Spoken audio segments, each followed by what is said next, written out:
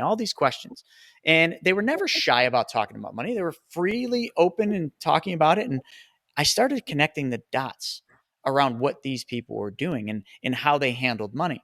And what I learned is in this whole journey, I learned the mistakes that we are taught and the lies we are taught about money. And here's where it comes down to.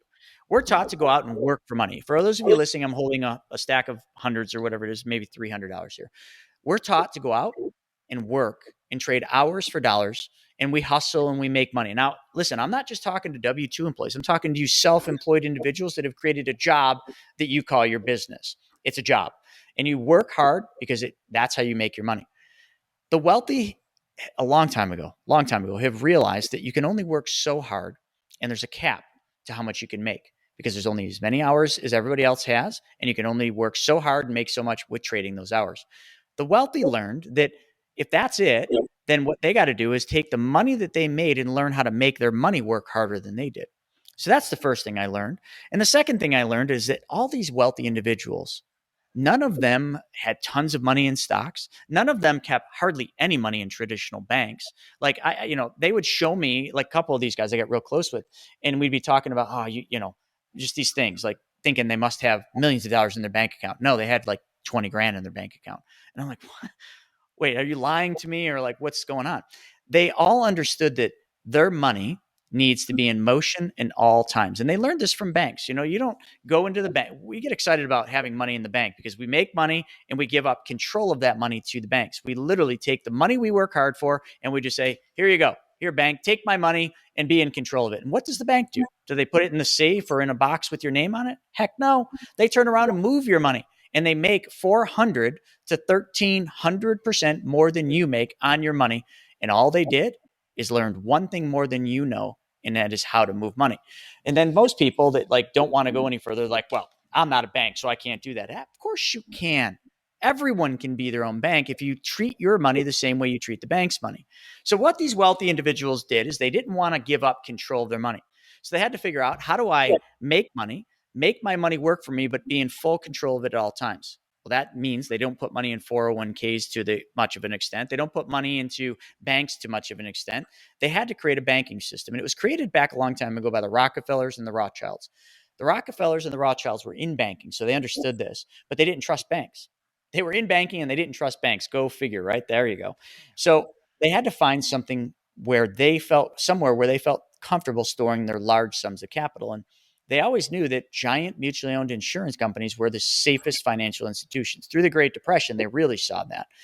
So they said, all right, well, how do we put our money in insurance companies? Well, insurance companies, you can't just walk in and say, hey, I'm here. Can I deposit money? Where's the deposit line? Are you the tellers? They don't do, they're like, get out.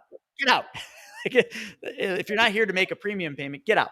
So the Rockefellers had to figure out, how do we create a banking system with insurance companies? And they literally figured it out by using a vehicle that so many people hate called whole life insurance. But that's because everybody thinks whole life is the same thing, whether it's, one company or not. They all deem it to be a terrible place to put their money because they simply don't understand it. And they also don't understand that all whole life isn't designed or engineered the same.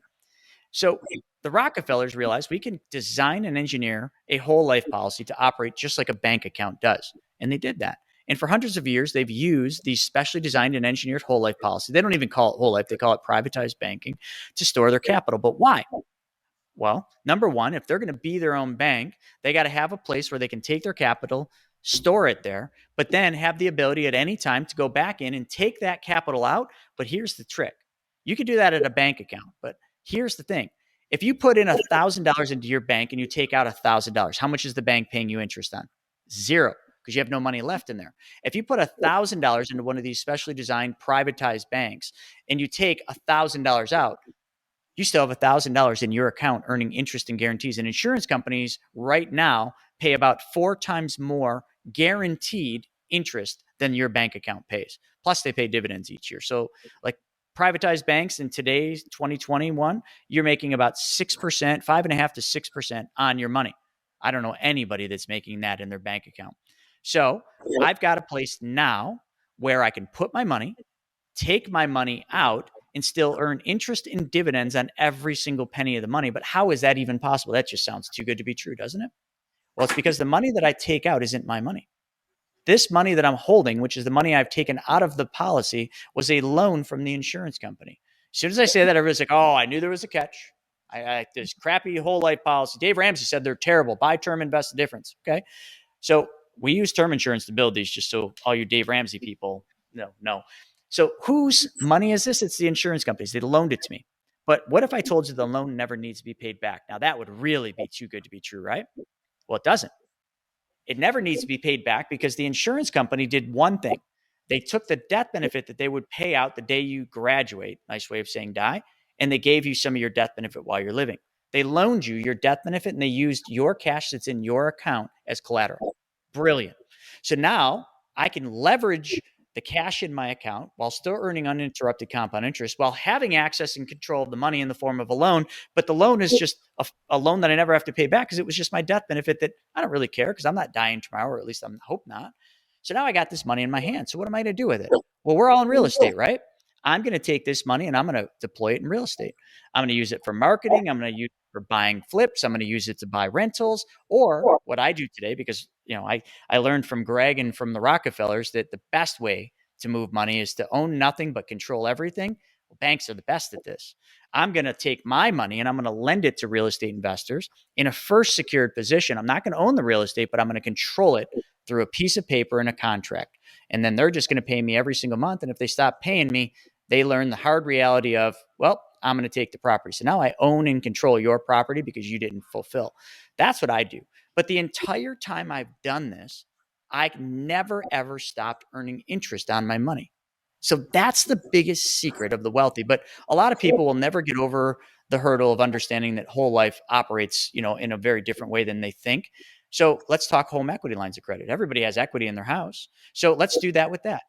Most people that have equity in their house, they're not utilizing it. So to me, that equity in their house is literally